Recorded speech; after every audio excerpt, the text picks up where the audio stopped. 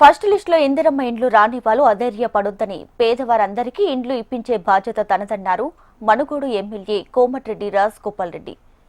నియోజకవర్గంలో 10,000 ఇండ్లు అవసరముండగా ప్రస్తుతం 3,500 ఇండ్లు మంజూరైనట్లు తెలిపారు. పదవి ఉన్నా లేకున్నా తన జీవితం మునుగోడు ప్రజలకు అంకితమన్నారు రాజగోపాల్ రెడ్డి. నేను ఎక్కువ రాజకీయ ప్రసంగం ఏం చేయను. నాకంటే ముందు అందరూ మాట్లాడినారు, మీరు కూడా వచ్చిండ్రు, కూర్చున్నారు, మంచిగా తినొచ్చి కూర్చున్నారు. కానీ కొంచెం ఉబ్బరిస్తున్నట్టుంది వాతావరణం. కూలర్లు సరిపోతున్నాయా? కూలర్లు ఎడకో అక్కడ ఉన్నాయి, గాలి ఉడకపోస్తుండొచ్చు మీకు కూడా. మళ్ళీ ఇండియాలో పోవాలి, ఎక్కడి నుంచి వచ్చిండ్రు. మొత్తం 5 మండలాలు 6 మున్సిపాలిటీ మొత్తం అందరూ వచ్చారు. ఒక మంచి కార్యక్రమం. మహిళా సోదరి అందరూ ఇక్కడికి వచ్చి ఈ కొత్త ఇల్లు మీకోసం కట్టిన ఇల్లు, ఇది మీ ఇల్లు, ఎమ్మెల్యే క్యాంప్ ఆఫీస్ అనేది. ఇది ఎవరిలో?